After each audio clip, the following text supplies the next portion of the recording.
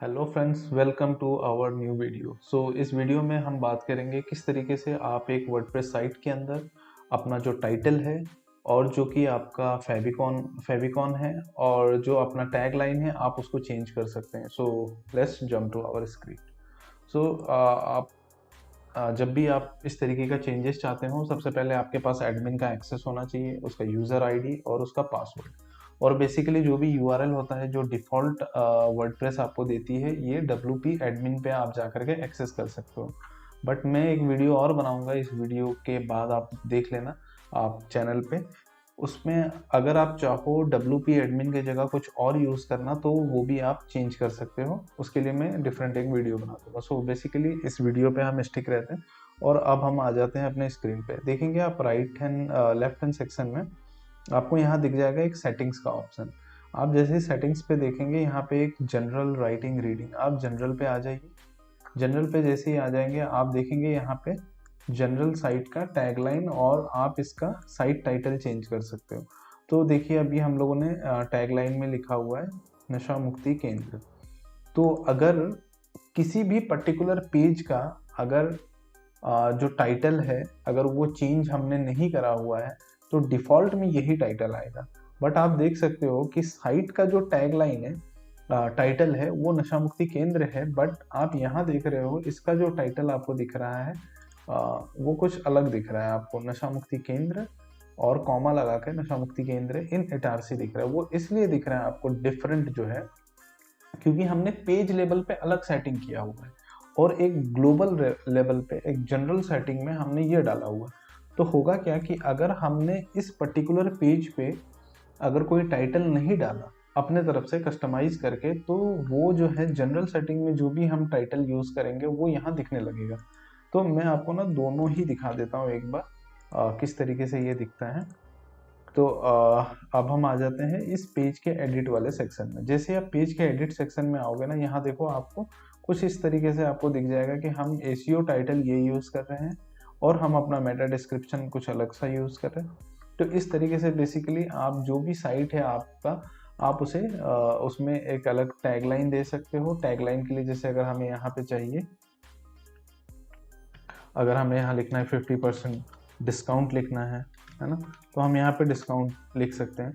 तो ये टैगलाइन अगर हमने डिफ़ॉल्ट में कुछ नहीं लगाया, तो ये टैगलाइन हर जगह दिखना स्टार्ट हो जाएगा। अब हम बेसिकली बात कर लेते हैं। आप देखोगे यहाँ पे ऊपर एक फेविकॉन यूज़ किया गया है। वो फेविकॉन क्या है, हमारे खुद का जो इसका लोगो है, इसका एक छोटा सा एक हम लोगों ने फेविकॉन यूज़ किया है। इस फेविकॉन को यूज़ करने का सिंपल सा तरीका है कि आपको फिर से एडमिन में आना है और अपीयरेंस के अंदर आप देखेंगे यहाँ पे एक कस्टमाइज का ऑप्शन है। आप इस कस्टमाइज पे क्लिक कीजिए, पेज लोड होने का वेट कीजिए और जैसे ही पेज फुल्ली लोड हो जाता है, आप यहाँ पे आइए और साइट आइडेंटिटी के अंदर आइए। जैसे ही साइट आइडेंटिटी में आएंगे, देखेंगे यहाँ पे हम बहुत सारी चीज़ें चेंज कर सकते हैं। जैसे कि हम अगर चेंज करना चाहें लोगो, हम लोगो चेंज कर सकते हैं। अगर हम उसका विड्थ और हाइट अगर हम बढ़ाना चाहते हैं, घटाना चाहते हैं, तो हम ये भी चेंज कर सकते हैं। अगर कोई हमें डिस्प्ले साइट टाइटल, अगर हमारे लोगो के अंदर अगर कोई टाइटल नहीं लिखा हुआ है और अगर हम टेक्स्ट के फॉर्मेट में उसको लिखना चाहते हैं, तो हम यहाँ से चेंज कर सकते हैं। दूसरा, अगर हमें साइट आइकन चेंज करना है, तो ये रहा हमारे साइट आइकन का।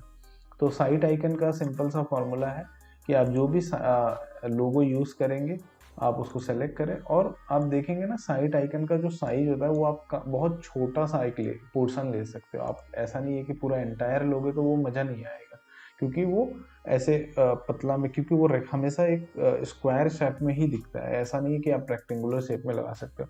हमने क्या किया कि हमारे लोगों का जो भी आइकन है, हमने उसको यूज़ किया। तो आप भी बेसिकली इस तरीके से या तो बना सकते हैं, या जो भी आपका लोगो है उसका एक पर्टिकुलर पोर्शन आप यूज़ करेंगे और जैसे ही आप यूज़ करेंगे, आप इस पे पब्लिश पे क्लिक कर दीजिए। जैसे ही पब्लिश करेंगे, जो भी आपका फेविकॉन है वो आपका अपडेट हो जाएगा साइट के ऊपर। तो इस तरीके से आप अपना टाइटल और फेविकॉन आप चेंज कर सकते हो। इसके बाद में एक और भी चीज़ इम्पॉर्टेंट है, वो दिखा देता हूँ आपको। अगर ना कभी कभी आप साइट पे जाते हो, तो आपको दिखेगा ऐसा कि आपके जो यूआरएल्स हैं वो कुछ इस तरीके से नहीं बन पा रहे हैं जैसा आपको यूआरएल चाहिए। उस यूआरएल के अंदर .php जो सब एक्सटेंशन है वो भी आ रहा है।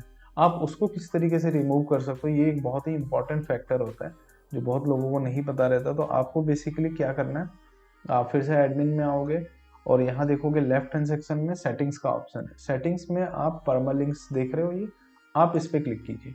परमालिंक्स पे आएंगे, देखिए ये अलग अलग स्ट्रक्चर बनाया हुआ है। जैसे कि अगर आपको पेज आईडी पे करना है, पेज आईडी पे तो आपको कभी रखना ही नहीं है, डे एंड डेट पे रखना है। ये बेसिकली उस केस में रखा जाता है जब आपका जो साइट है वो न्यूज़ पोर्टल का साइट है। जैसे होता है ना, आप न्यूज़ पोर्टल में आप हमेशा देखते होगे कि कुछ इस तरीके से रहता है कि ईयर, मंथ और डेट, वो स्ट्रक्चर चलता है, तो आपको ये भी नहीं रखना है।